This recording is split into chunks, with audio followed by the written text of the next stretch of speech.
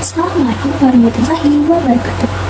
Kami dari kelompok 6 ingin menyampaikan hasil diskusi kami mengenai uji kompetensi 2 perilaku konsumen. Yang pertama, 2 poin dari aspek budaya dalam individu yang dapat berpengaruh dalam perilaku konsumen. 1. Pakaian dan penampilan. Dan yang pertama itu dalam hal merek dan gaya. Merek pakaian tertentu sering dikaitkan dengan gaya hidup tertentu atau kelompok sosial tertentu.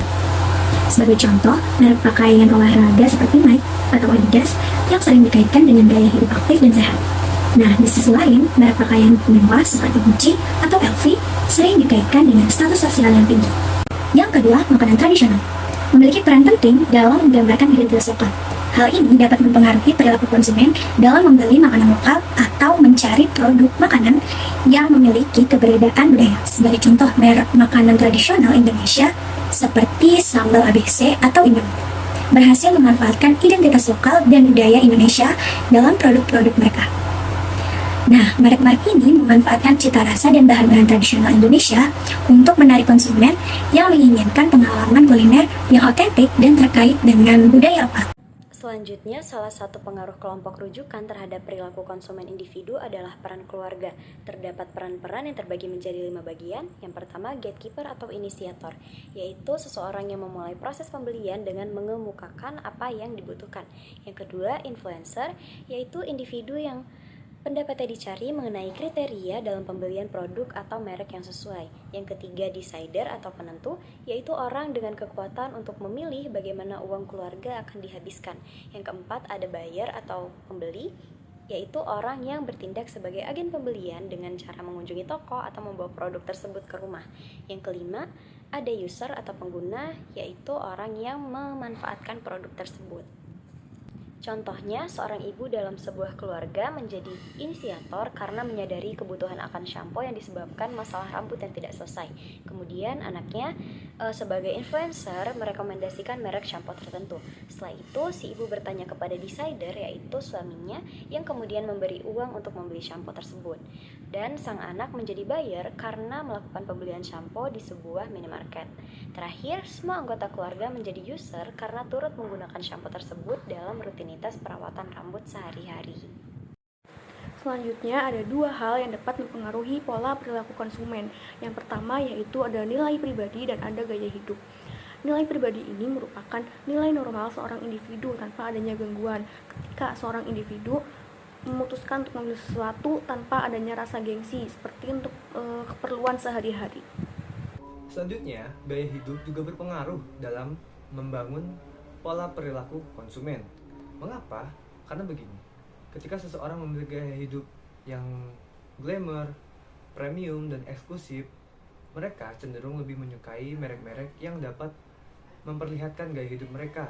Contohnya, ketika seseorang lebih memilih membeli tas atau baju barang fashion di merek-merek terkenal seperti Gucci, Louis Vuitton dibandingkan merek-merek yang sifatnya banyak dibeli oleh kalangan menengah ke bawah.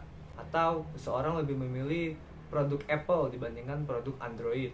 Dari kedua aspek ini, keduanya berperan untuk membentuk pola perilaku konsumen atau pola pembelian yang unik tiap masing-masing individu. Relevansi antara sikap dan perubahan sikap.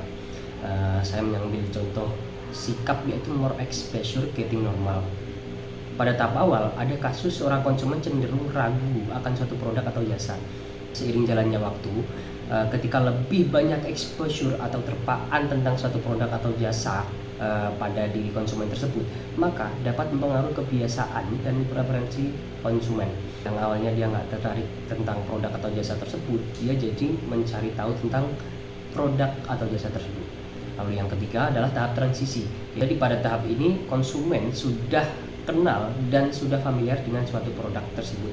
Perubahan sikap yang terjadi pada konsumen dapat dipengaruhi oleh 4 hal. Yang pertama yaitu produk sering muncul di medsos konsumen seperti TikTok, Instagram, Facebook, dan lain-lain. Yang kedua adalah pengaruh teman sebaya. Yang ketiga adalah dukungan influencer. Lalu yang keempat adalah perubahan dalam produk itu sendiri. Bahwa produk tersebut mengalami perubahan ke arah yang lebih baik.